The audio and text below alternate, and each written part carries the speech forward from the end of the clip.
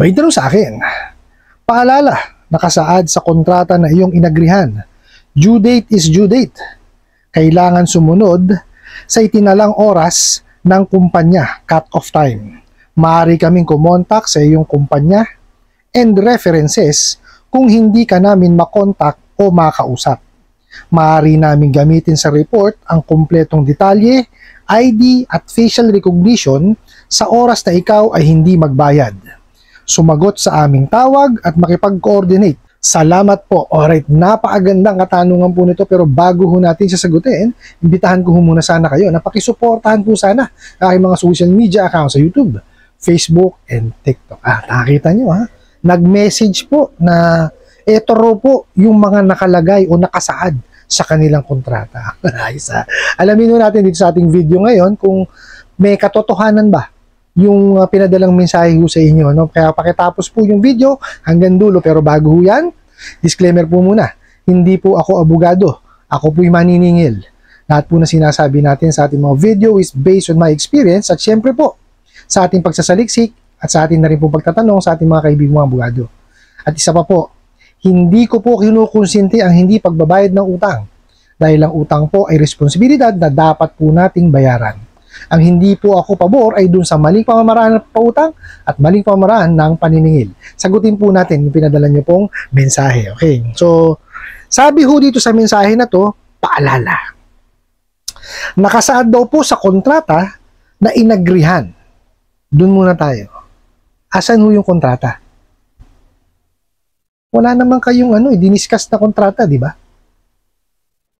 Oh. Yung ginawa nyong click to accept, doon sa simula nung application para makatuloy. Na nag-agree siya sa ganito, sa ganun, sa ganyan, that's it. Asan yung Asan yung kontrata? Di ba? Kasi kontrata sinasabi mo rito hindi naman terms and condition Iba ho yung terms and condition sa contract. Maliwanag po. Ha? Kayo talaga mga bugok talaga kayo no? Yung terms and condition, tsaka yung data privacy po, no? O yung privacy policy, dun po sa simula yun. Yung po yung kinlik to accept ng kliyente para po magtuloy yung application. Pero sinasabi nyo kontrata, mga tanga kayo, wala kayong diniscuss. Okay, pero sige, pagbibigyan ko kayo. Ito. Due date is due date. Tama, due date is due date. Pero, diniscuss nyo ba? Diba? Wala man lang kayong wala man lang kayong sinabi doon sa kliyente or di nyo man lang inilagay doon sa apps ninyo na ang due date mo ay ganito. Wala. Diba? Kasi, diba? Pag nalaman ng kliyente na during that time, nandun sa apps nyo o sinabi ninyo na ang due date is after 7 days, walang kukuha or walang mangungutang sa inyo, mga bugok. Diba? Diba yan nga yung number 1 yung nilalabag, yung the Truth in Lending Act. Hindi nyo sinasabi yung obligasyon ng inyong kliyente. Kaya maraming hindi nakakabayad sa inyo. Diba? Mga tanga kayo. Pinagpipilitan nyo talaga na kayo, na bopols kayo no? Ay, nang kamuti talaga. Due date is due date. Tama naman. Kung alam ng kliyente, kung kailan yung due date niya. Hindi mo po pwedeng ilagay na lang kagad doon sa sa apps yung pag nakuha na yung pera. Sira ulo ka. Diba? Ikaw, ganito lang yan sa kasal. Sa kasal. Total contract din ang pinag-uusapan natin, diba? Sa kasal. Pipirma ka ba kagad ng ng marriage contract hanggat hindi mo muna alam ang pinapasok mo? Diba? Sira ulo ka. Ewan ko sa'yo. Tapos, kailangan daw sumunod po, doon sa itinalang oras ng kumpanya. Anong oras? May due date ka na nga may oras ka pa. Ano ka ba? Redundant? Masyadong redundant yung ginagawa nyo. May due date Pag sinabi mong due date, yun yung araw ng iyong pagbabayad. O diba? O kung sa panganganak yan, yun yung araw ng pagpapanganak mo. Diba? Ganun lang kadali yun Ang due date pwedeng ma-adjust ang oras niyan basta within the day. Mga bugok. Pag sinabi mong due date, simula alas 12 ng gabi yan, ng hating gabi, hanggang 11:59.59 ng gabi. Mga bugok. Ba't may oras pa? pa kayo cut-off. Sira ulo. May mga payment charges ba kayo, di ba? Oh, bakit? Hindi ba bukas ng madaling araw yan? Hindi ba bukas ng gabi yan? Bukas yan, di ba? Sira ulo kayo. Paisa.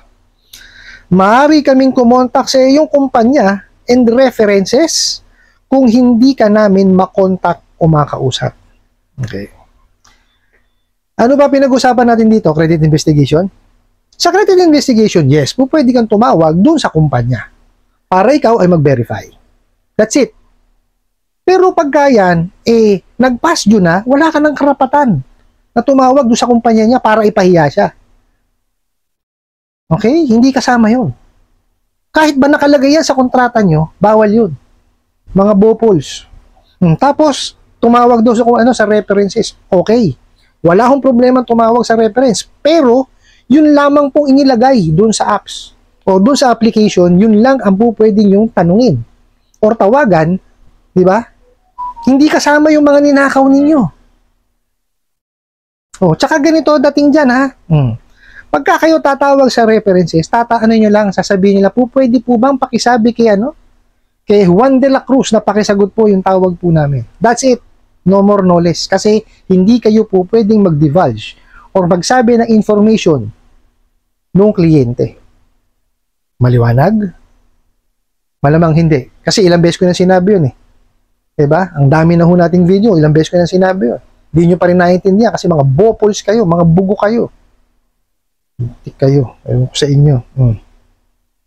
Tapos ito pa, maaari namin gamitin sa report ang kompletong detalye, ID, and facial recognition sa oras na ikaw ay hindi magbayad. Anong report?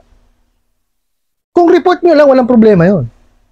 Diba? Pero kung yan, ipopost mo sa social media, pagsasabi mo kung kani-kanino, bawal yun. Breach ng privacy ng tao yun, ng kliyente ninyo. Diba? Sabagay, hindi nyo alam yun kasi mga bopols nga kayo. Kung saan lang kayo nadampot, upo ka dyan, tumawag ka. Tapos, wala man lang seminar siya, hindi man lang, di ba? Samantalang ako, bago ako nagsimulang maging maniningil. Ilang seminar ang pinagdaanan ko. At hindi lang yun. Naging maniningil na ako. May mga pinagdaanan pa ulit ako mga seminars. Di ba? Kailangan fully equipped ka. Hindi ka po pwede na marunong ka bang tumawag? Opo, halika dito, maging maniningil ka na. Hindi ka dun. There are certain skills na kailangan para ikaw ay maging maniningil. Okay? Hindi po pwede takutan yan. O nakita mo nangyayari sa inyo, di ba? O, tingnan mo. Sabi nyo, ha? Sa message, sumagot sa aming tawag at makipag-coordinate. Sa tingin nyo, sinong may dahilan o sinong may kasalanan kung bakit hindi sumasagot yung mga kliyente sa tawag nyo? Di ba kayo mga bugo katabusadong online lending apps? Huwag niyong baliktarin na yung kliyente may kasalanan, hindi sumasagot, hindi. Nadala sa inyo. Diba? Saan ka nakakita? 7 araw na nga lang. Ha? Yung termino ninyo. Sa 5 araw, maniningil ka na kagad. So, pag hindi sumagot, tatawagan mo na yung mga ninakaw nyo sa contact details ng kliyente ninyo. O gaano kayo kasalbahe? Diba? Tapos, kalakas ng loob nyo. Ito ang nakalagay sa kontrata, mga bugok. Wala nga kayong kontrata Oh. Diba? Hindi nyo nga in-explain. Sabi ko sa inyo, the Truth in Lending Act or TILA. Hindi nyo diniscuss yun Tapos magkakaroon pa kayo ng kontrata, mga bugok. Yung click to accept nyo sa simula, hindi kasama yun. Kasi ang kontrata, dapat yan na-discuss mo muna or nasabi mo doon sa kliyente yung kanyang obligasyon. O, paano magkakaroon ng kontrata kung hindi niya alam yung obligasyon niya? Mga gago ba kayo? Mario Joseph, nakakanginig kayo ng laman. Doon po sa nagpadala ng katanungan na to or ng mensahe na ito, wala ho yan. Asan ang kontrata? Meron ho ba kayong pinirmahan electronically, digitally, or physically? Wala. Diba? Iba ho yung click to accept sa simula. Iba yun. Terms and condition yun. Privacy policy yun. Yun lang ho yun. Pero yung kontrata, wala ho kayong pinipirmahan. Diba? Maliwanag, walang kontrata yan eh. Sige, tingnan natin ha. Let's say magfa-file ng demanda, papatulan na natin. O, syempre sasabihin ho ng korte, mag-produce nga kayo ng kontrata. Tingnan natin kung ano may puproduce yung mga bugok na yan. Wala. O, bukod sa hindi makakatungtong talaga yan sa korte dahil nasa dami ng kawalang niya ang ginawa niya mga yan. Wala hong mapuproduce na kontrata yung sinasabi nila. Tsaka kahit sabihin na natin na nandun sa kontrata, itong mga to, eh baka sabihin ng judge, baka palo sa mukha nila yan. Oh.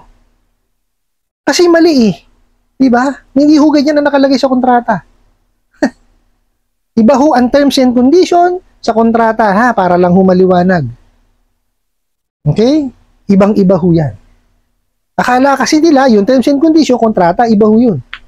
Okay? Kaya ho, dun ho sa mga nanonood, wag ho yung masyadong pinag-iintindi yung mga ganitong klase ng ng mensahe. No? Kinukuta lang ho utak niya na yan, mga yan. Puro bugok yan talaga. Mariosep. No, ang pinakamaganda hong pagtuunan nyo ng pansin is yung makapag-ipon ho kayo na mabayaran nyo po yan. No, para matapos na problema ninyo.